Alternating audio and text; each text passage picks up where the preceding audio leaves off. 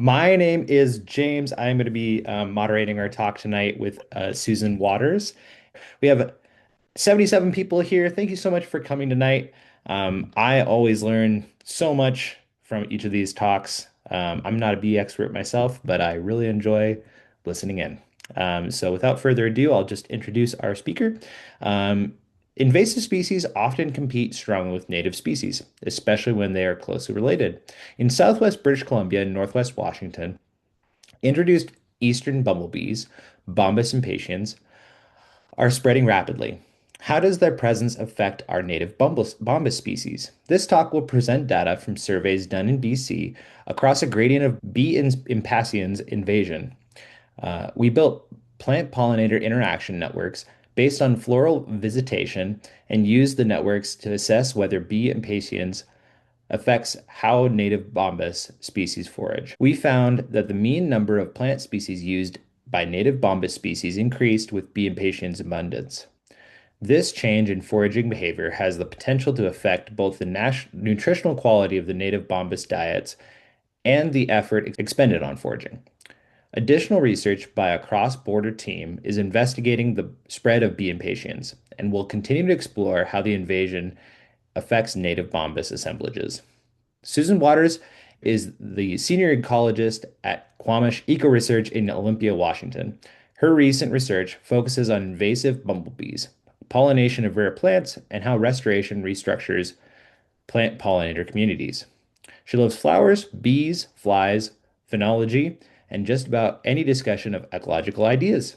So without further ado, uh, Susan, please take it away. Thank you for that introduction. Thank you so much for being interested and for the invitation. So I'm going to talk about this character at the top of the screen here, Bombus impatiens, the eastern bumblebee. And I work at I have a tiny company called Quamash Eco Research. That's where I'm from. And the other co-authors here on the screen, Jana Melanson and Claire Kremen from University of British Columbia, Lauren Panicio from the University of Oregon, and Chris Looney from WSDA, are co-authors for this particular piece of the story that I'm going to talk about. And they, in turn, are actually a subset of a larger group of collaborators that's trying to look at lots of pieces of the story of this invasion. Okay, so this is, there's a larger group that's looking at the expansion of this exotic bumblebee across British Columbia and Washington State, and includes all these other names on this slide. And I just want to mention that there's a whole suite of people looking at a lot of different aspects of this invasion. And so I'm grateful to be part of that collaboration. So we have this introduction of a new bumblebee to our part of the world. And there haven't actually been that many times before that new bumblebees have been introduced to new places. But there have been a few.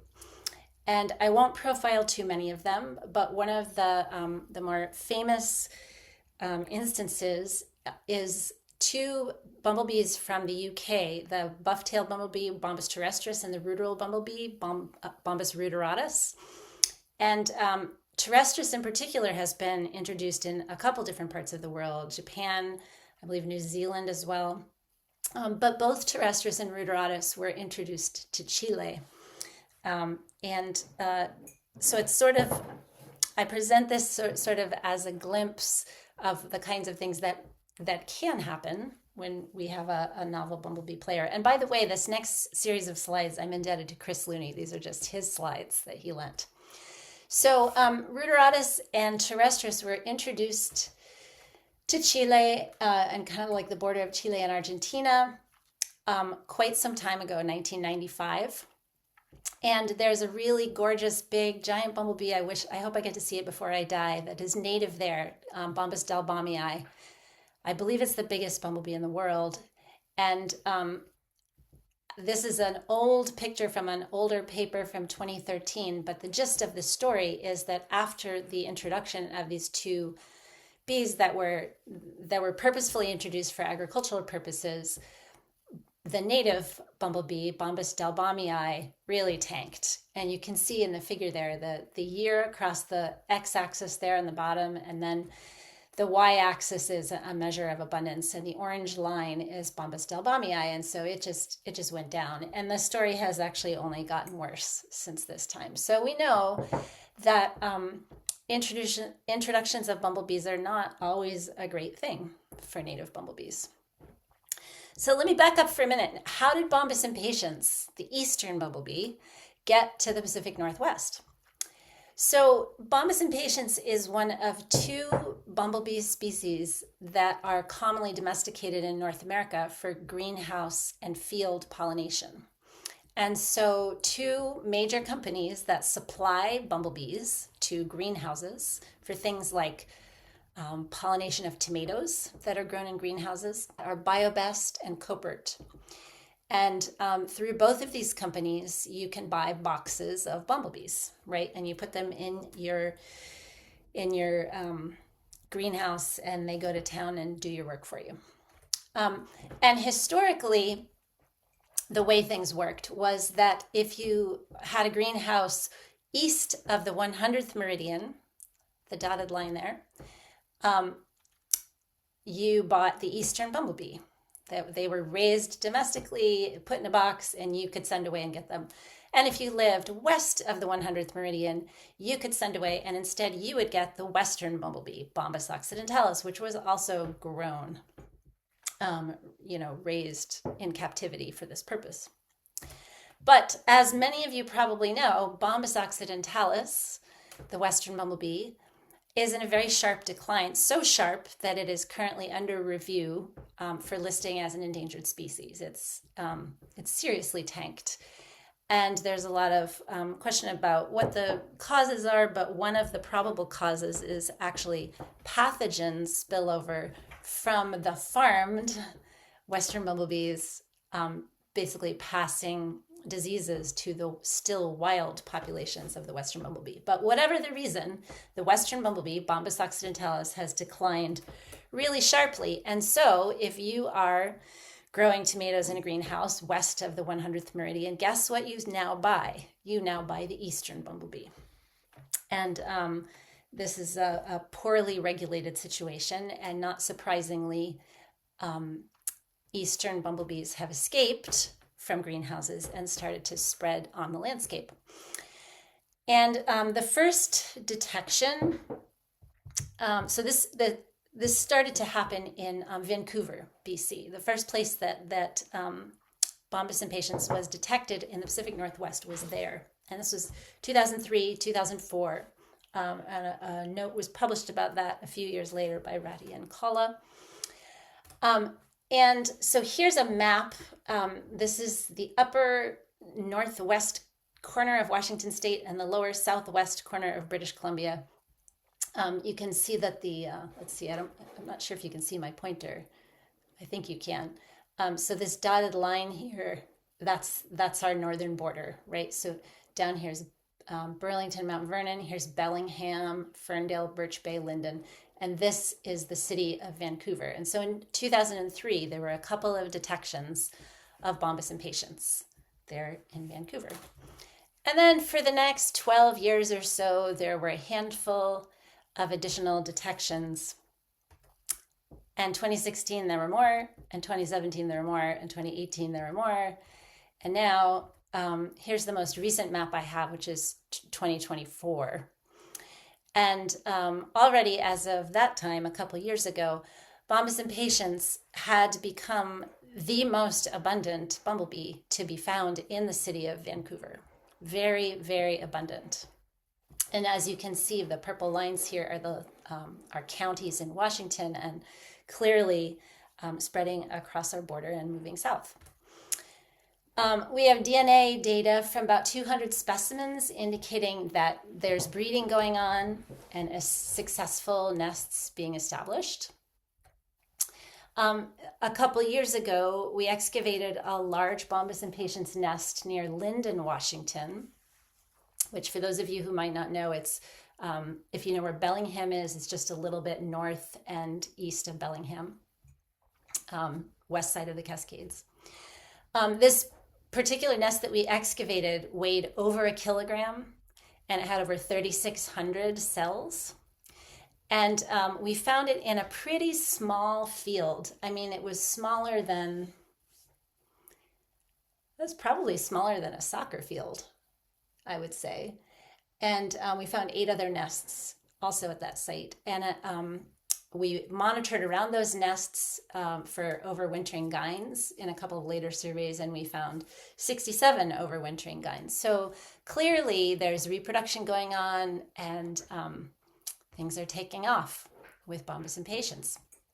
In 2019, a group led by Chris Looney and including your very own David Jennings, who I happen to know is on this call. Hi, David. Published some work looking at the projected potential habitat that exists here for Bombus impatiens using a technique that looks at the known climate envelope of the species in its native range and then projects, given that information, where might it be able to be found here in its invaded range. And you can see in the blown up map to the left there that the west side of Washington and Oregon look really awesome as potential habitat for this bumblebee species that is not from here. A more recent paper, just last year, a group from, there's a lot of people working on this invasion, and there's several groups in British Columbia working on it. And this paper was published by one of those groups. This is Melissa Platsko, Jens Ulrich, and Risa Sargent. And they did some looking around to see, like, well, what's going to happen with this introduced bumblebee? How does it fit in terms of its niche? How is it going to fit in with native bumblebees? And I've just extracted one of the figures from their paper here because I think it's interesting. So on the top there, all those nice colorful curves. Along the bottom of that, where you see the Julian date just means the number of days since the beginning of the year. So that's just the time of the season, right? Across the bottom. And the y-axis is the expected abundance that's generated with modeling. And you can see that there are 5 different bumblebee species that they generated curves for. So this is like, when is the peak timing for workers? And what they found was, you can see that all these bumblebees have different peaks, and this big, tall blue peak here for Bombus impatiens, this is the non-native one, is fairly late in the season, has a pretty strong overlap with Vosnesenskii here in orange, but it's not really overlapping all that much with other Bombuses. So pretty late phenology. So what I have been interested in is, clearly this is a bee that's here to stay. We're not likely to get rid of it. And I'm interested in knowing how its arrival is affecting native bumblebees. So we've got this worker emergence in Bombus impatiens and in fact in worker peak that is later than most native species, but we do have some overlaps in foraging time. On the other hand, we know that bumblebees are incredibly flexible generalists. They can visit all kinds of different flowers. They're very flexible. And we have a lot of late season flowers now because of horticultural varieties that are planted in suburban areas and urban areas. Bumblebees are pretty flexible. There's a lot of flowers available. So with this non-native bumblebee, is it going to show up and be a competitor with native bumblebees for food? Or is it going to show up and just kind of slot in and not really compete very strongly? But if it does compete, what will happen for native bumblebees? What's going to be the outcome? Is it going to be really a null, no real impact, which would be a great outcome? Or is there likely to be a stronger competitive impact on native Bombus? And just because you guys love what you love, which is the same thing I love, here's the native Bombus that are actually in this study. The work I'm about to talk to you about took place right around the Vancouver area. And so the native Bombus that showed up in numbers in this study include Melanopygus, Flavifrons, Vosnesenskii, Californicus, Rufosinctus, and Mixtus. There were a handful of Huntii, but so few that we actually didn't include them in the analysis.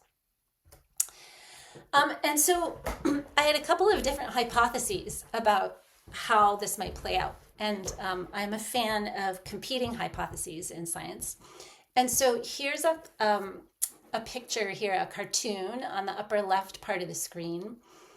Here's my representative native Bombus worker, and it's foraging before the invasion happens. Okay, so here's 4 different plant species, and let's say the thickness of the arrow here represents how much preference the bee is giving to that particular plant. So let's say that this is this native Bombus's dietary niche. In other words, the set of things the composition of the things that it eats before invasion. Well, a null hypothesis would be that Bombus impatiens shows up. Here it is with its dark brown arrows foraging in this community.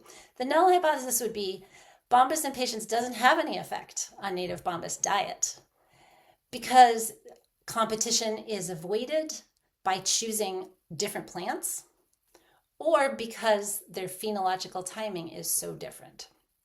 So that's one outcome. That would be pretty much no effect. A second possibility, so the first alternative hypothesis would be Bombus impatiens shows up and it starts foraging away on these native plants, and it actually shoves native Bombus off of native Bombus species preferred plants and makes those native Bombuses shrink their dietary niche, minimize what they're eating. So this would be called competitive exclusion if this native Bombus species was excluded completely from plants that it had formerly foraged on. But there's a second alternative hypothesis also. So the second alternative hypothesis is Bombus impatiens shows up and actually the native Bombus does the opposite, spreads out and starts eating more things. And there is a mechanism that where you could also expect this to happen, where let's say you've got a patch of flowers and you've got this native Bombus is accustomed to foraging there, the species, so multiple workers of that species are foraging there at that flower, and the impatiens comes along and maybe it displaces some of those individuals of the native Bombus, but not all of them. And the displaced ones go off and forage on new alternative resources, but some of those native workers maybe stay on the original resource. And that means that you would actually get an increased breadth of diet on native Bombus. So 3 alternative hypotheses. The other thing, sorry, to go back to this slide for a minute. All of these hypotheses I consider to be related to what I call specialization. And so specialization would be focusing all your foraging time on a single floral kind of flower or a narrow set of flowers. The opposite of specialization is generalization, where you're foraging on many, many kinds of flowers. So here are the hypotheses for what might happen with native Bombus specialization in its diet. But then there's also the question of how diets overlap. Because actually we have more than one species of native Bombus out there. It's not just one species. So here's a new cartoon. So here's 2 different native Bombus species. I know they're exactly the same little picture of a bee and one is just facing the opposite direction, but you could just pretend they're 2 different species. And they're foraging before invasion and they've co-evolved, and so they've partitioned these floral resources so they're not competing with each other very much. And so the null hypothesis would be Bombus impatiens shows up and once again, it kind of does something else from what everyone else is doing. So it doesn't really affect how the 2 native Bombus species overlap with each other. So you're escaping not only competition with the invader, but you're also escaping any worsened competition with your friendly neighborhood other Bombus native species. The alternative, the first alternative to that would be, okay, impatiens shows up and actually forces those native Bombus species to forage more similarly to each other, shoves them off, and so they're forced. Both of the native species are forced off onto the same alternative resources, thereby increasing their dietary overlap with each other. And of course, the third possibility, now see in this picture, I've actually put the impatiens in the middle of the 2. The third possibility is that it actually decreases native Bombus's dietary overlap with each other. Okay, so these were the hypotheses I wanted to test. And the data I'm going to present to you here were collected in the Vancouver area, as you can see from the little map on the left-hand side. They were collected by Jenna Mellinson at University of British Columbia. And Jenna had 6 sites large sites where she collected data across a bunch of different landscape types that included blueberry fields, that included natural areas, that included field margins, suburban areas. So 6 major sites. And at each of those sites, she walked, she had 26 transects per site, 50-meter transects. And so she would walk a transect, do 5 minutes of active search time netting per transect, and thereby document like what bombus were there and what flower were they on. She focused on workers. And she did 10 sampling rounds from May to August, and this is in 2022. And I then, she analyzed her data and is about to publish some really interesting work on the potential pathogen interactions between Bombus impatiens and native Bombus. My role here has been to analyze the feeding niche, use her data to analyze the feeding niche. So what I did was I took all her data, I pooled it by site and sampling round, corrected for sampling effort.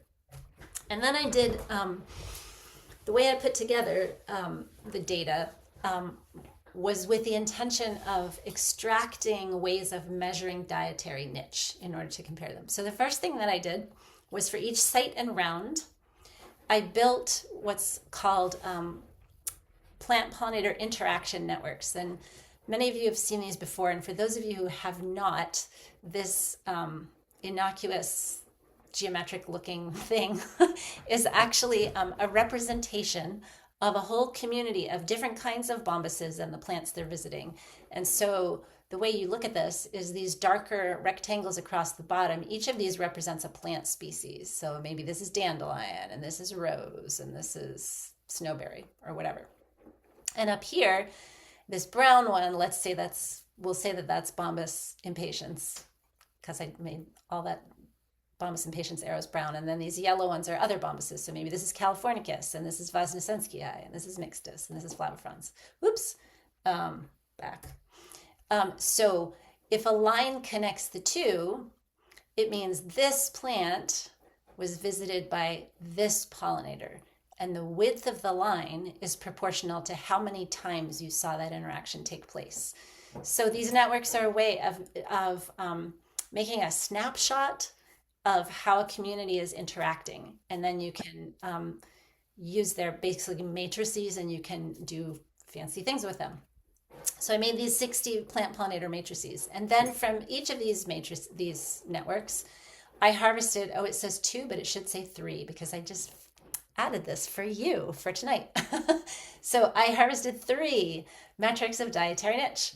And the first 2 have to do with specialization, and the third one is overlap. So the first one is, the fancy name for it is species degree. It simply means the number of plants visited. So what's the number of different kinds of plants that the bombus is visiting? That's one way of determining specialization, the simplest way. Then there's a more proportional, a way that is proportional to how many interactions are taking place on the network.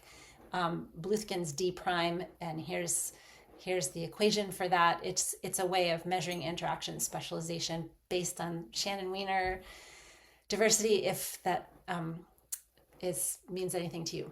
That's a common thing in ecology. So I looked at at species degree and interaction specialization, and then I looked at dietary overlap between native bombus species, and I calculated that as 1 minus the Bray dissimilarity. So I took those 3 metrics of dietary niches, and then you can't just take them at bare bones value, because some networks are big and complicated and some networks are little, and you have to account for the size and structure of the network that you're calculating from. So you have to standardize, and you do that by creating null networks where you rearrange all the species in random ways, and then standardize your dietary metrics based on that. I did that, and then I took that final standardized dietary niche metric and I modeled it. I wanted to know, how does it change as a function of how much Bombus impatiens is there. That's the thing I'm really most interested in.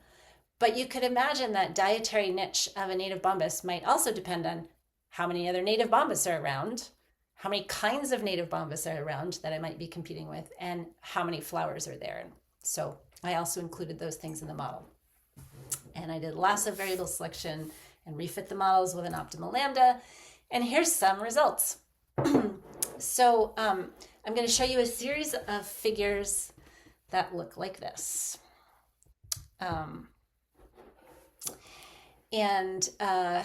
So the x-axis here is the abundance of Bombus. And if the line is brown, it's the abundance of Bombus impatiens. And if the line is tan like this, it's the abundance of native Bombus.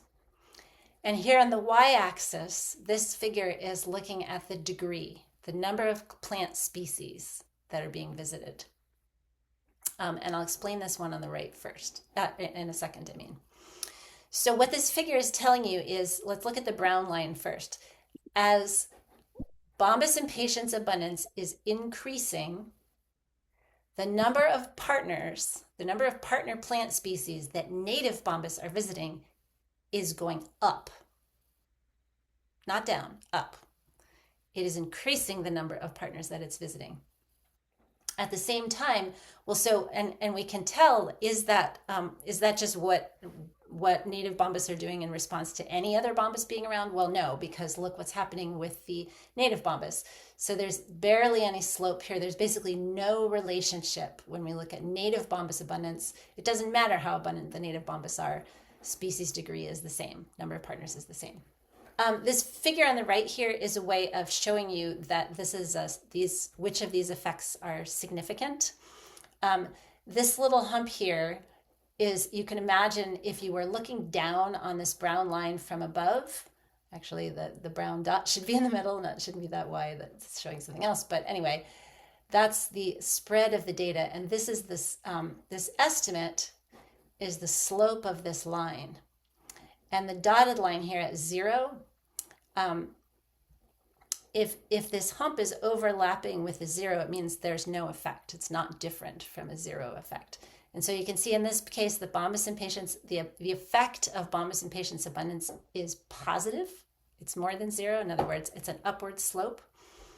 The effect of native Bombus abundance is not different from 0. It's overlapping with 0. So as Bombus impatiens abundance increases, native Bombus workers are foraging on more plant species. Let's look at the other the more proportionalized metric of specialization. This is a very similar situation here. Bombus abundance is on the x-axis. This time on the y-axis is this metric of specialization. And as you might expect, it does the inverse of the number of partners, right? As you get more Bombus impatiens, you get less specialized native Bombus diets, which fits right together very well with more partners, right? And in this situation, counter to the one up above, the effect of native Bombus is actually significant, but it's significant in the opposite direction. In other words, Bombus impatiens abundance is reducing how specialized native Bombus diets are. But if you make native Bombus more abundant, it's increasing specialization in native Bombus diets. So in other words, if you're around a lot of your buddies that you were co-evolved with, you just go off and do your specialized thing. But if you're around this newcomer, you suddenly become generalized in what you're eating. So the results, to just restate that, increasing abundance of Bombus impatiens is associated with a more generalized diet for native Bombus workers, and these changes cannot be attributed to increasing abundance of other native Bombus species. So of these hypotheses that I originally presented to you, this is the one that's being supported, hypothesis 2. Now let's turn to dietary overlap. So here's Bombus impatiens, and these metrics are scaled, which is why the numbers look a little funny there, but they mean the same thing. You can ask me if that's confusing. I can try to explain that later. But You look at this exactly the same way as the other one. And in this case, we're looking on the y-axis at dietary overlap. So how much native Bombus species overlap with each other in their diets. And what we see is that as native Bombus abundance, as Bombus impatiens abundance increases, we get more dietary overlap between natives.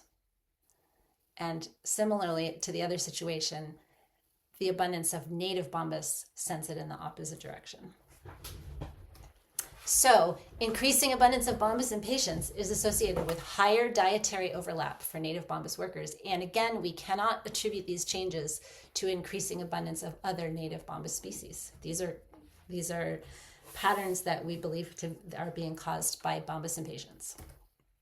So of these initial hypotheses, this is the one being supported, where you've got the Bombus impatiens and it's shoving the natives somewhere else and they're sharing more resources with each other. Finally, we can also look at plants in this situation, right? Because we're making networks that include both the Bombuses and the plants. And it turns out mean plant interactions are also affected. And as Bombus impatiens abundance increases, plants are visited by more species of Bombus. The average plant gets more visits visits from more different species of Bombus. So this has been a really, really interesting outcome for me. And here are what I think the implications are. First of all, this looks to me like the hallmark of competition. It looks like Bombus impatiens is competing with native Bombus and is displacing at least some native individuals from preferred resources, right? It's that scenario I talked about at the beginning where some but not all individuals are displaced from preferred resources so that at the species level, you end up with a wider dietary overlap. This means that native Bombus diets are changing as Bombus impatiens becomes more abundant. And that's really relevant because foraging at alternative plants or less preferred plants, anything that changes the composition of diet is likely to affect the total calories that the worker is taking in, right? Or the suite of nutrients, the set of nutrients, the composition of nutrients that are being consumed by native Bombus species. Furthermore, it means that workers are potentially having to spend more time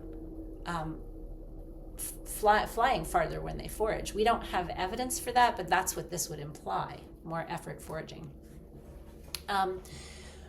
With increased overlap between the diets of different native Bombus species, then there's also higher potential for competition between those native species that maybe wasn't originally happening as much before Bombus impatiens showed up. So this is a distinct additional source of stress potentially. Not only being displaced from your preferred resources, maybe you have to fly farther. What you're eating is now different. And also you're competing for that new, even though your diet is more generalized, you're experiencing more competition, more overlap for that diet with other native Bombus. So these changes, we don't know in terms of their magnitude. We have no idea, does this feed through to affect the actual number of babies that are raised in a colony, the output of the colony? Do these changes really affect fitness? We have no idea, but it's certainly plausible that they could.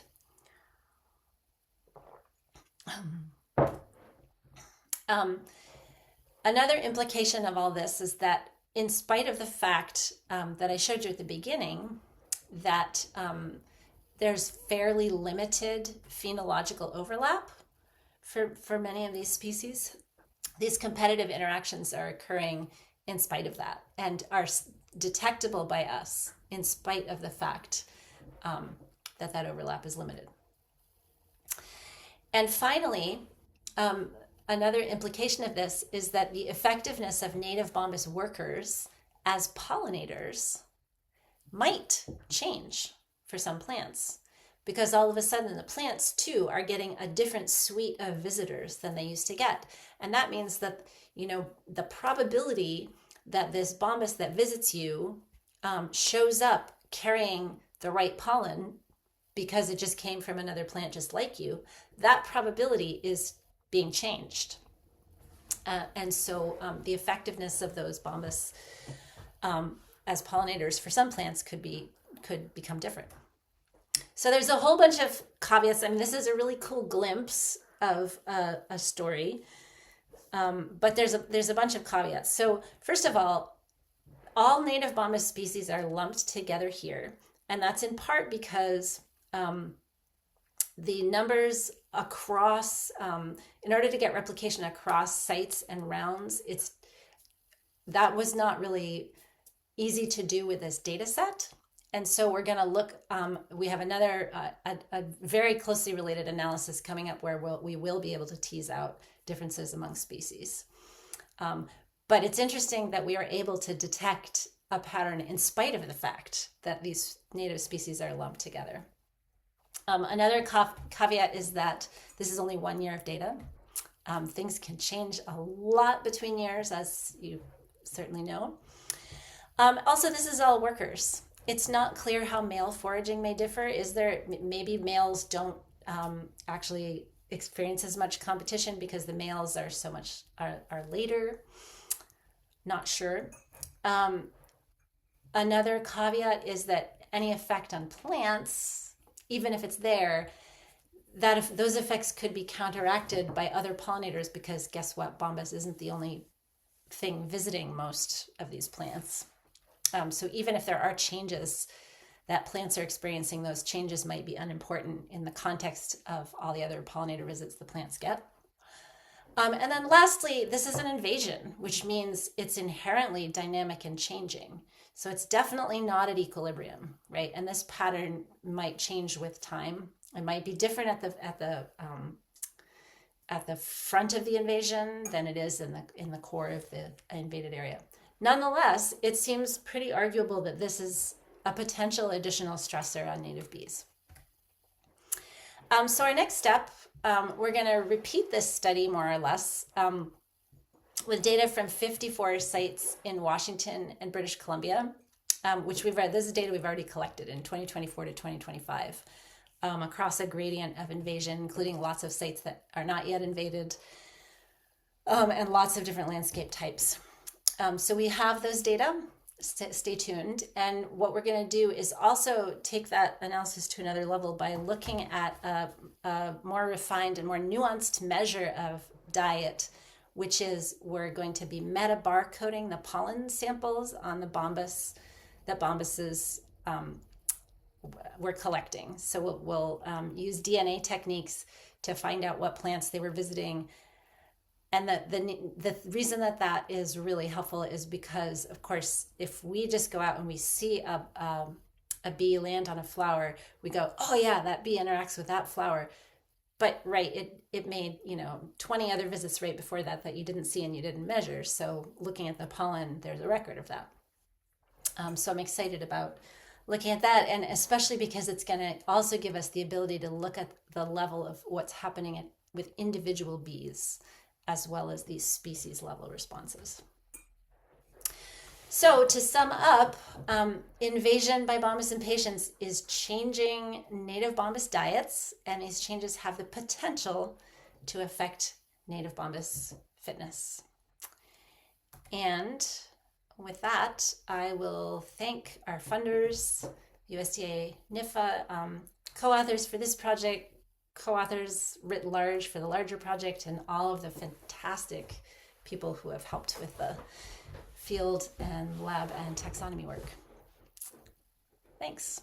Thank you so much for this talk, Susan. I really found it fascinating and certainly has pretty serious implications if any of that information from Chile and Argentina holds in Washington State. I really appreciate all the information you shared, and we're going to jump into some questions here. Rich asks, does bee impatiens practice pollinator constancy like bee Vosnesensky, there we go, on all flowers, or just ones they are used to. Presumably, B. impatiens is new to camas and other West Coast flowers.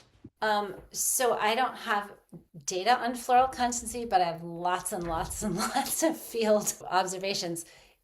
Yeah, workers, I mean, any given worker, once it learns to handle a flower, will often just go from flower to flower to flower to flower to flower of the same kind. Any bombus will do that pretty much. It's once in a while you get a worker that will not, it'll wander off and do something unexpected. That certainly happens. But anecdotally speaking, I don't see any difference in constancy between bombus impatiens and any of our native bombas.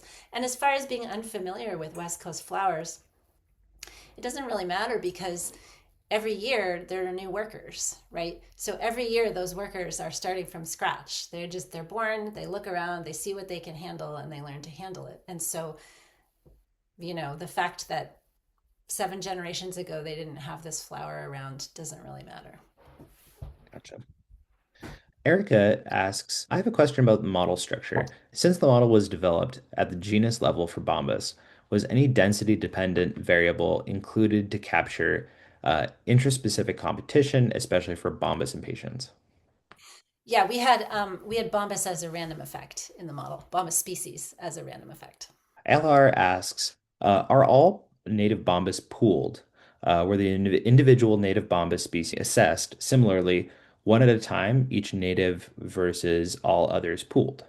I think maybe I answered that in the previous question. For if people are asking questions about model structure, Bombus species was as a random effect. Okay. I think that might answer that question. Yeah. Well, some of them were coming while we were in the discussion, so I just want to make sure. Jen asks, is there a good list of native Bombas, preferred native resources? So the way that I'm using the word preferred is, I guess, maybe loose, but no, there's not a list that I know of. What we have is data where we know, in such and such an area, we have floral counts, right? So we know there's 500 roses and there's 300 Sanchez oleraceus and there's 10 thistles or something. And then if we, when you see, so the preference is a proportional thing. Like if you have a small number of something at a site, but there's still a lot of foraging on that, Hmm. then I would consider that a preference. But in terms of a preferred, the way that I was using it in this context was more like if we observe in the absence of Bombus impatiens that, say, Vosnesensky is spending a lot of time on chicory, and then at the next 6 sites that have chicory, it's covered with impatiens, and there's Vosnesensky around, but none of it is foraging on the chicory. Then my interpretation of that is okay, chicory is something that they will forage on in the absence of impatiens, but in the presence of impatiens, they're leaving it. So that's what I meant by preferred. Something, and that was probably an inappropriate usage, but something that you see them visiting regularly Mhm. in the absence of the invader um, would be something I would consider preferred in the sense that they're including it in their diet. No, that makes perfect sense. Thank you for the clarification. Sure. Uh, KS asks, what bees does the introduced species compete with?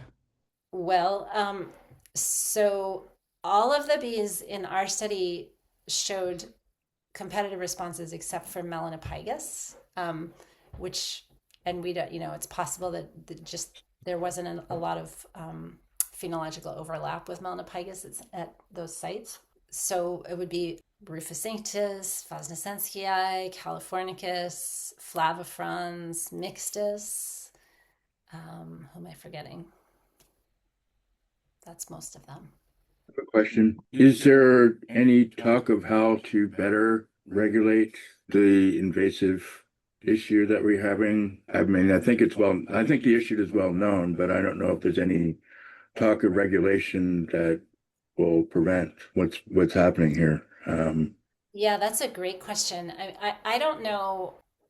We do have a new law in Washington state that prohibits non-native bumblebee species from being used in open ag use, which realistically means that we've basically called up the two companies that sell bumblebees and told them not to sell non-natives in our state. And what's their response been? Have they been cooperative or? As far as I know, they've been generally cooperative, if not great at communicating to their customers what their options are. Good. Well, it's good to know that at least something's being done. It's I would also add that I was in a meeting with the I can't remember his title, but the person in British Columbia who's responsible for this kind of regulatory stuff. And there was clearly reluctance to push any more regulation. And in fact, in British Columbia, I believe I'm right in saying that what Katie just said is also true, that they're already prohibited for use in open fields.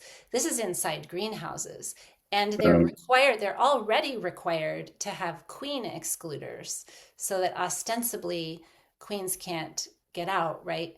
But there's some problems with that I won't go into, but there's additional steps that have been proposed to improve things, and there's been resistance to that. My question is, why are we only looking at Bombus interactions and not the rest of the bees that the Bombus is competing with?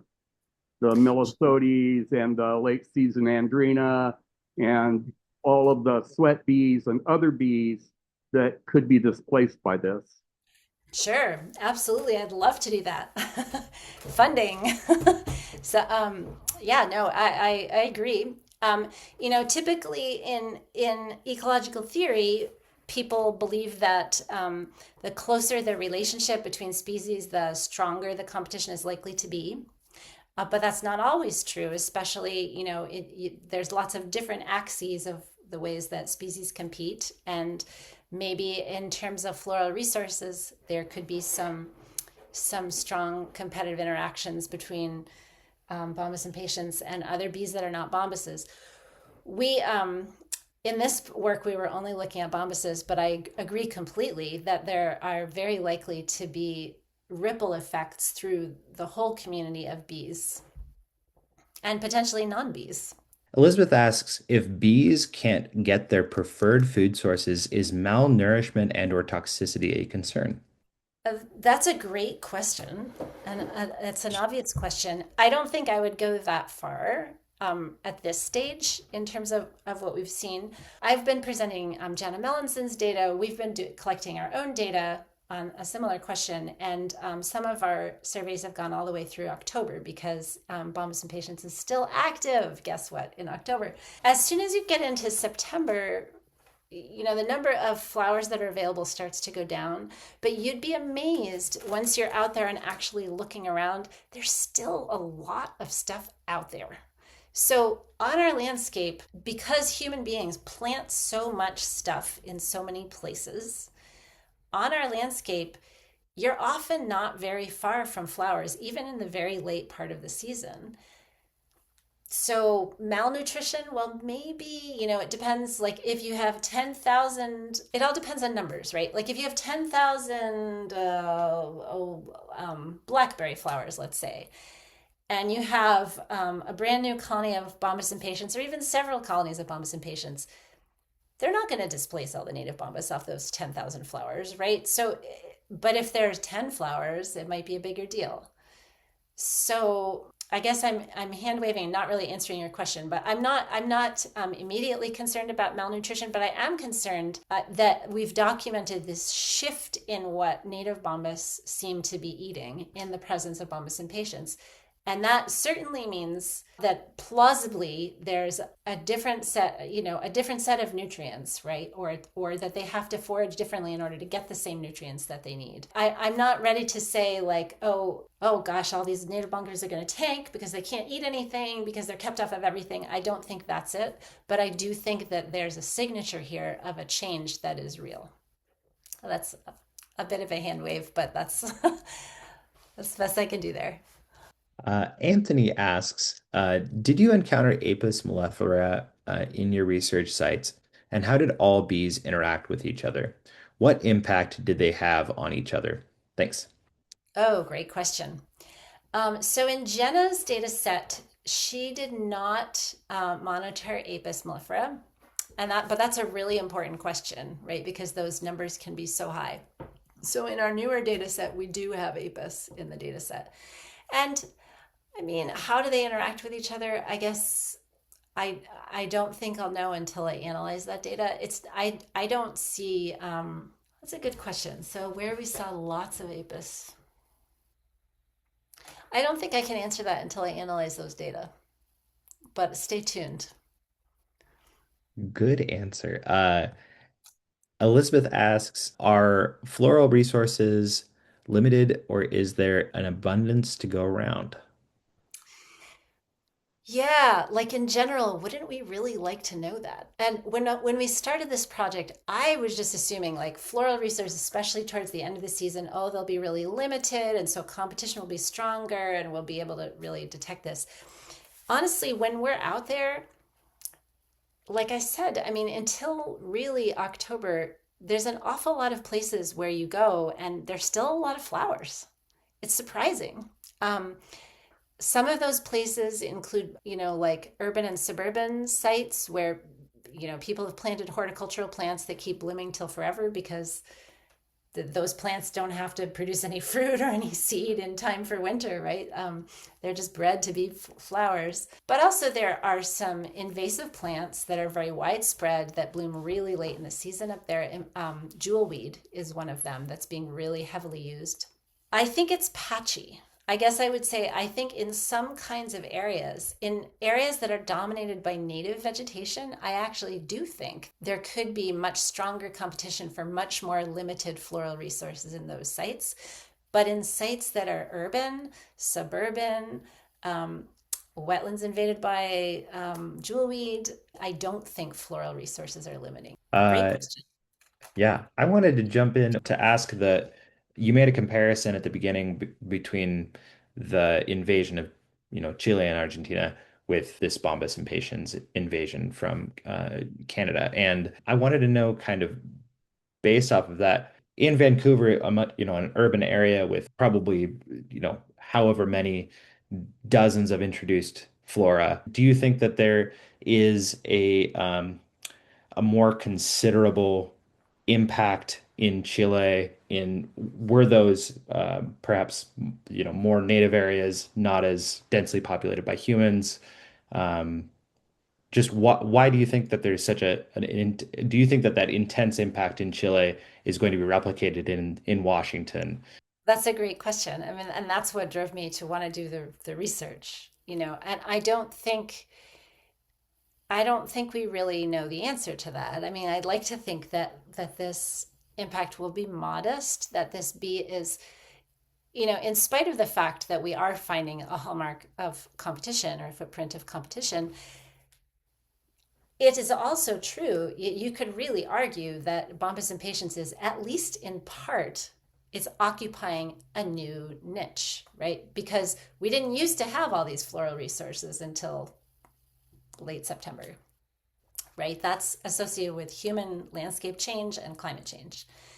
So it is kind of a new niche, and Bombus impatiens is certainly, right there in that phenological niche. Um, by that token, you might predict, like, well, maybe the impact won't be so bad. And it's possible that it won't be so bad for that reason. But it also seems plausible that at least some of the Bombus species like Vosnesenskia and Californicus that overlap heavily phenologically with impatiens might be more strongly impacted. As far as the invasion in Chile, I mean, that's been going on for a really long time. It's really different situation, and I'm not familiar enough with the landscape, that where it's spread on the landscape, to talk about whether Right. is it cultural sites, is it Yeah. forests? I don't really know. I figured my Um, question was too broad. So yeah, um, but there's lots of things that happen in invasions. It's not just direct competition, right? It can be pathogen spillover is a really big deal, and that's a part of the story that happened in Chile. Um, and also, of course, what I've presented here is just about competition for food, floral Yeah. resources. We also have nests, right? Nest space. Um, so there's lots of different axes by which species can affect each other. Um, and I think the jury is still out on how big the impact of this will be on native bombuses. Thank you for answering my question. I appreciate you. Freddie asks, I know not part of your research, but curious how your research could relate to native in Massachusetts, Bombus impatiens, whose numbers are skyrocketing, while other species of bumblebees are sharply declining. Bee Yeah, impatiens are using native invasive plants that other bumblebees aren't. yeah, right. Even in its native range, Bombus impatiens is actually expanding really strongly, while other Bombus species in Bombus impatiens native range, other co-evolved species are also not doing well there. And I'm sure that that story is more nuanced than I know. It seems to me that impatience is so invasiveness is this thing we think about it as just, something from away comes to a new place and becomes invasive. And that is certainly true. Organisms that are moved to a new place can go hog wild and do wild and crazy things and grow in big numbers. But there are also species that even within their native range have traits that make them able to take advantage of when niche spaces open up or when environments change. And I think Bombus impatiens has shown itself to be a very flexible plastic species, even within its native range, um, which suggests in turn that it is likely to be so when it's here as well. I'm not sure if I actually answered your question. You were asking about native species in the impatiens home range. I'm not sure. Yeah. Let me look. Freddie Gillespie, are you still here? Do you want to jump in and clarify? Freddie? This is exciting. I'm in Massachusetts, but Oh, cool. Bombus impatiens is a big deal for some of the work we do. And I shouldn't say just a, but I'm a volunteer managing conservation land. And we ended up working with this professor from U of Mass. Uh-huh. And so we became his first research site in this Commonwealth. So I'm a little bit familiar with putting in the plants that he researched and said help these most at-risk bumblebees and working on other pollinators as well, and have increased their population. So we were very curious about the impact of Bombus impatiens, which their numbers, are huge. We had a large purple loosestrife, which is invasive here. One of the plants you were just talking about is not invasive here and is a preferred plant of our at-risk bumblebees. The one you were just talking about, sorry. Anyhow, it's neither here nor there, but what happened is when we controlled the purple loosestrife, the impatiens numbers went down and the other species of bumblebees numbers went up Wow, that actually surprises me. That's because interesting. they outcompete maybe Hmm. in other areas. And this is on a situation. He found these species are at-risk bumblebees. We have two in this location, have preferred plants. And when we planted them, we've increased their numbers as well. I mean, that That's caused great. more. But interestingly, the Bombus impatiens doesn't tend to use these plants, the preferred plants. They're long-tongued bees, so they like long tubular flowers, and the Bombus impatiens isn't there until later in the season when the carpenter bees come and they bite holes Oh yeah. in the plants, and then they open it up, and Bombus impatiens and honeybees like the same plants. And when they show up, the other bees disappear. I probably not relevant. You're doing, specific research, but I just found it interesting It's absolutely relevant. Yeah. that we have a native bee that, if it was in trouble, I'd feel differently about it, but I'm very happy to have them not be around because our other bees Yeah. do better. Yeah. Yeah. Very interesting. Anyhow, I posted a link to some of his research plant list. You may want to look at it. It's Massachusetts based though, but very interesting. You're calling Bombus impatiens, which is native here, invasive, and jewelweed. That was the plant. Yeah, Jewelweed is a very important plant here for our native bees. right. And here it's invasive. Yeah. It's Just because fascinating. we're in the USA doesn't mean that plants can't I be invasive from place to place. absolutely, I know it. Yeah. As a So, matter of yeah. fact, I was just in Ireland recently, and a botanist there showed me a book that she had just written on invasive plants of Ireland, and the first four species were salal, salmonberry, skunk cabbage, and snowberry. I was like, no, those are our natives. Anyway, Well, thank you for listening to me anyhow. It's very fascinating. I was at another meeting and so I just opened up my email and someone said there was this presentation, but it's kind of late because it's, It's a different quarter of time midnight. zone for you. Yeah. Yeah. So anyhow, thank you. I look forward to seeing the whole presentation later. great. Thank you again for joining us all the way from the East Coast. We really appreciate it. Absolutely. And Anthony asks, we'll probably just ask a couple more questions just so we're not bombarding Susan for the rest of the night with these questions here. But Anthony asks, do you have any way to access and rate how well these forage areas can provide for your selected bee species? Are they rated excellent, average, subpar? Wouldn't forage availability, pesticides, and other environmental conditions have an impact on how they all deal with them and other competition? Survival for this strongest, etc. Thank you. Yeah, that's a really good thinking, of course. And in terms of rating, we don't have that, but what we do have is measures of abundance of each of the different kinds of flowers that are there at the site, so we can use that as a covariate. Um, and I would think that that would be strongly correlated with that rating. So that's what we've used in our model.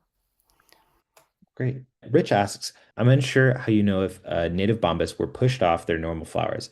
I've watched bees flies for years bomb each other, and their bombed bee is generally not driven away. They may bounce to another flower of some type of the same type, but year over year they do not disappear. Right. That's a great question because we don't observe that. I mean, we don't observe, head to head, like go away kind of interactions. All we can do in this particular study is report the patterns that we're seeing. And the patterns that we're seeing are where there's more Bombus impatiens, native Bombus have broader diets. What the mechanism is that's producing that pattern, I can't tell you for sure. I certainly don't believe that I'm watching it happen in, aggression real time in the field. There are more indirect ways and more subtle ways that competition can still be going on, like by one species getting there first, emptying the resources out, or just by crowding. Sometimes individual workers will see there's too many workers over here, or this flower has already been walked all over and I can sense a difference in the static electrical charge or whatever. I'm going to go, I've hit too many flowers that seem like they've already been foraged in this patch, so I'm going to leave. So I have no idea which of those mechanisms is at play, but what I do know is that that's the pattern that's happening. And so what your question really gets to is what should be one of the next questions that gets asked is, so if this is the pattern, what is the actual mechanism behind that? What is the actual interaction or the actual biology that's leading to that pattern that we see? So, good thinking. Yes, absolutely. That should be a follow-on question. It's the next step. Great. Tony asks, and we'll probably just ask a couple more questions. What should we do if we find an impatiens nest in Washington State? That's a really good question. Well, I would like to know. um, Contact Susan. Understood. there's not, maybe Katie has something to say about this as well. I'm not aware. There's no active You can program. report it on iNaturalist Yeah, but there's no because we Katie. can filter by species. So But Katie, am I right? There's no actual program that is trying to get rid of No, impatiens, right? So not that there's I'm no, aware of. No, we don't have it's not, a yeah. So eradication campaign it's not like going. reporting the northern giant hornets or something. But it is really, really important to report it on iNaturalist because we want to track the spread. And that is one of multiple multiple data sources that we use to do that. So please do report it on iNaturalist. Do you think that it's worthwhile to contact legislators with this as an issue or Oh, policymakers of some sort? that is a great question. And that's not a world that I interact with directly very much. And so I feel like there are people who are not me who would have a much better sense of how and whether that would be worth pursuing. Um, David Jennings might be somebody who would know that. I clearly David don't. should know So it. But given I think that the cat's out of the bag, right? I mean, with this species, but that doesn't mean that we don't need to make sure that our regulatory um, powers are in place to prevent additional future invasions because we have relentless globalization, right? Homogenization is just happening worldwide in terms of what lives where. And so this won't be the last instance of this. alas. Um, we'll jump into our last question from LR. How many interactions were in the analysis, and where did impatiens rank in abundance among these six sites? Uh, so I'm going to answer the second question first. So there, in the six sites, there's amongst all the transects within sites, there was a gradient of abundance. So it went from zero impatiens present up to I think something like 90 or something. Maybe no, maybe it was more like 70. But that's approximately the range of how much impatiens were detected. Now remember, these are 5 minute um, transects that are being pooled. Um, um, and then in terms of how many interactions, gosh, Aroni, I mean, geez, yeah, that is that many, many, many, many, because I think there's, God, I don't have the data set in front of me, but there's a lot of plant species in this data set. I want to say easily 200, I think. Um, and then interactions, between the different bombuses with the different plants. So lots of interactions. Great. There were 60 networks of interactions that we worked with. So 6 sites, 10 visits per site. Each visit per site, we had a network of interactions between bombuses and plant species. Thank you for answering all these questions, Susan. I really appreciate the time that you've spent. Um, and we really appreciate that you've taken the time to join us here tonight. Um, if people want to follow your work or have any other contact with you, is there a good way to reach out? Yeah, absolutely. Oh, I took away the slide, but No worries. I'll put it into the chat. Okay, great. You're welcome to check out my website or get in touch by email. And thank you so much for staying through the end and being interested.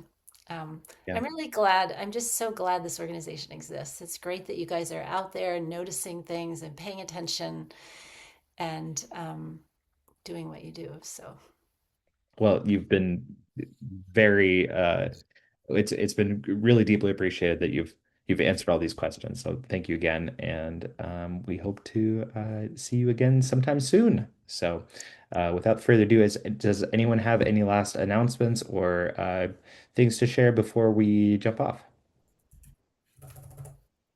Nope. All right. Well, again, thanks again, everyone, and have a wonderful evening. thanks, James. See you. Thanks Thank you. so much for moderating.